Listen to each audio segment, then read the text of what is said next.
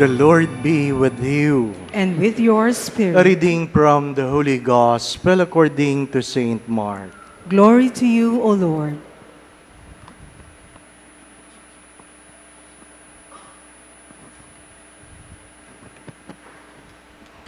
Jesus departed from there and came to his native place, accompanied by his disciples.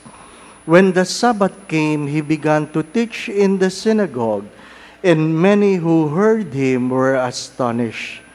They said, "Where did this man get all this? What kind of wisdom has been given him? What mighty deeds are wrought by his hands?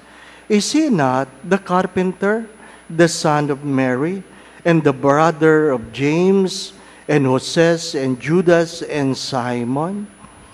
And are not his sisters here with us?" And they took offense at him. Jesus said to them, "A prophet is not without honor except in his native place, and among his own kin, and in his own house." So, he was not able to perform any mighty deed there, apart from curing a few sick people by laying his hands on them. He was amazed at their lack of faith.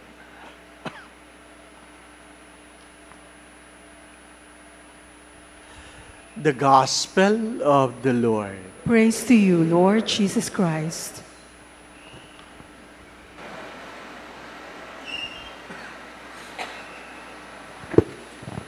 Last Wednesday, a woman forwarded a video about his husband doing physical therapy. Sabi niya, 6 months na po na na-stroke ang aking mister, hanggang ngayon ganyan siya. Ganyan siya. Pero ang nahirapan ako yung sinabi niyang, "Bakit ikaw, Father, magaling na siya, hindi pa?" Parang ang hirap ng tanong na yon, di po ba? Parang may kasalanan ako. Pero, nung pinapanood ko ulit yung video, suddenly, tumulo yung luha ko. Either naawa ako, o nahihiya ako na hindi ko masagot ang tanong niya. Kasi hindi ko alam eh. I guess kilala niyo si Father Itoy, halos kasabay ko yan na stroke. Pero hanggang ngayon, baldado siya. At nung kami kumakain, sabi niya, "Ba't ikaw magaling na ako, hindi pa?" Hindi ko rin masagot. Ang sabi ko lang, kasi ito hindi matigas ang ulo ko. Yun lang ang masabi ko. Then, it dawned on me the words of my doctor. Sabi ng doktor, yung stroke mo, Father, ordinary yun. Pero yung recovery mo, extraordinary. Huwag mong kakalimutan yan. Yung stroke mo, ordinary. Pero yung recovery mo, extraordinary. Ano ibig sabihin ng extraordinary? Kahit sila mga doktor, hindi nila may paliwanag. Kung sila nga hindi may paliwanag, ako pa. Di po ba, no? Pero ano lang po ang paalala? The second reading reminds me of what? Do not forget. Huwag na huwag ka makakalimot sa biyayang iyong natatanggap. Baka lumaki ang iyong ulo. Kadalasan, mas madaling makalimot sa natanggap na biyaya at dahil diyan, nakakalimot magpasalamat. When things become extraordinary, we tend to take them for granted.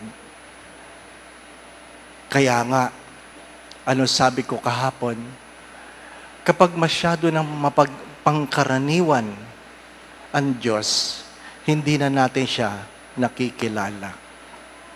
Anong meron sa unang pagbasa? Hindi mo pinapakinggan ng propeta, hindi dahil totoo ang kanya sinasabi, kundi dahil pagkamisan masakit. Masakit. Namimili kasi tayo ng pinapakinggan, di po ba, anak? Mas pinipili natin yung kasinungalingan kaysa katotohanan. Kaya ano pong paalala? Mabuti pang sampaling ka ng katotohanan kaysa halikan ka ng kasinungalingan. Pero, marami pa rin ang nagpapahalik. Marami pa rin ang nagpapahalik. Kasi maganda pa rin pakinggan yung kasinungalingan. Ang mga anak, mas gustong pakinggan yung bulong ng barkada kaysa sinasabi na sariling magulang. That's the irony. Yung mga anak, mas pinapakinggan ng barkada kaysa sinasabi ng kanilang mga magulang. My dear friends, my brothers and sisters, what is the gospel trying to tell us? I have said this already. The truth can be said even by your enemies. The truth can be said even by your enemies. Hindi lahat ng sinasabi ng kaaway mo mali. Baka naging kaaway mo siya dahil palaging totoo ang kanyang sinasabi. Inuulit ko, magandang pagtuunan ng pansin yun. Baka naging kaaway mo siya dahil palaging totoo ang kanyang sinasabi. Galit tayo sa mga taong nagsasabi ng totoo. Kahit sa sariling kamag-anakan. Hindi naman itinanggi ng Diyos kasi isa sa kanyang apostoles na nagsabing, is there anything good that comes from Nazareth? Mayroon bang magandang nanggagaling sa Nazareth? Bakit? Masyadong maliit na lugar yan. Masyadong pangkaraniwan. Pero yung mas masakit, yung sarili mong kamag-anak ang nagsabing, siya? Diba? Karpentero lang yun eh. Mas masakit yun, hindi po ba? Ano? Kaya ano, hindi ka talaga gagaling. Hindi ka naniniwala eh. Hindi ka naniniwala. Pag sinabi sa iyo ng doktor, inumin po ninyo ito. Bawasan po ninyo ito. Yung iba sa atin, ayaw maniwala. Ayaw maniwala. Kahit ngayon, sa araw-araw na ginawa ng Diyos, yung nagpapa-pray over, marami dyan, may sakit. Father, classmate tayo. Alam nilang classmate, pag sinabi kong media, member kayo ng media betis, di ba? Ay di classmate, hindi po ba? Ano? Father, classmate tayo. Ipagdasal mo naman na gumaling ako. Di ba? Agad-agad sinasabi ko, bawasan niyo ang pagkain ng bawal. Ipagdasal mo na lang ako, Father. Kasi masarap talagang kumain ng bawal eh. Hindi po ba? No? Anong biro ko doon sa matatanda kamakailan? Sabi ko, ganito na lang mga anak. Pag ang iyong mga nanay kumakain ng bawal, huwag niyo nang pagbawalan. Sabihin niyo na lang, bawas araw yan. Ganun na lang, di ba? Ano? Kaysa masakit naman yung sasabing, nanay, mamamatay kayo, maaga. O, hindi, sabihin mo lang, bawas ang araw ninyo. Ganun din yun, hindi po ba? Ano? Ha? Ganun din yun. Ayaw makinig eh. Ayaw makinig. Bakit ba ayaw nating makinig? Ha? Tapos pupunta dito, Father, bakit? Nagpunta sa ambularyo? Hanggang ngayon naniniwala ka sa ambularyo? Gusto mo yung ikaw ay dinudura-dura? Tapos didikitan ng papel na nilawayan niya noo mo, di ba? No? Tapos ikaw talaga kung makapaghilamos ka. ayaw na ayaw mo. Tapos hayaan mo, duduraan ka lang, di ba ba? No? O ngayon malala ka na, saka ka sasabihin, pray over mo naman ako, Father. Mangumpisal ka muna. Di ba? Naghahanap tayo ng madaling solusyon.